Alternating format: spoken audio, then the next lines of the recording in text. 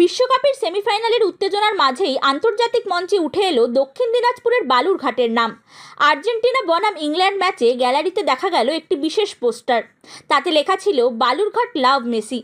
সেই পোস্টার হাতে ছিলেন বালুরঘাটের পরিচিত ক্রীড়া সংগঠক ও ব্যবসায়ী মিহির দাস। জুনের শুরুতে ছোট ছেলে আমেরিকায় থাকা কুণালের কাছে যান তিনি।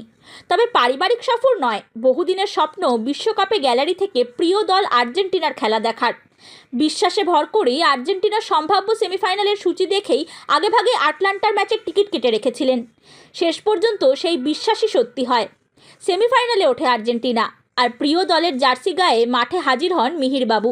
বালুরঘাটে বড় ছেলে কৌশিক বলেন, বাবার বহুদিনের স্বপ্ন ছিল বিশ্বকাপে আর্জেন্টিনার খেলা দেখা, কিন্তু বিশ্বমঞ্চে পৌঁছেও তিনি যে নিজের শহরকে ভুলে যাননি।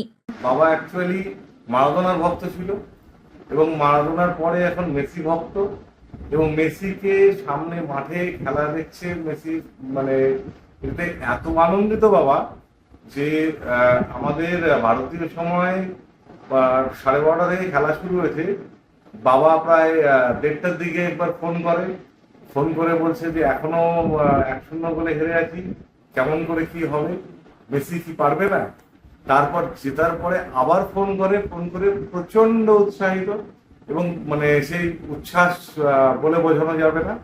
এবং সবচেয়ে বড় কথা হচ্ছে যে এই মেসি, আর্জেন্টিনা, বিশ্বকাপ সবকিছুর মধ্যেও বাবা বালুরঘাটকে ভোলেনি। তার যে শেকড় সেটা সে ভোলেনি। সেখানেও দেখলাম যে একটা পোস্টার লিখে বালুরঘাটের মানুষ যে মেসিকে প্রচন্ড ভালোবাসে সেই বার্তাটাই দিয়েছে। বালুরঘাটের ক্রীড়া সংগঠক অরিন্দম চন্দের কথায়, বিশ্বকাপের মতো আসরে দাঁড়িয়েও তিনি যে বালুরঘাটের পরিচয় তুলে ধরেছেন তা আমাদের সকলের কাছেই গর্বের। বিশ্বমঞ্চে এভাবেই আরও একবার উজ্জ্বল হলো বালুরঘাটের নাম। Bureau report, Hindustan news point.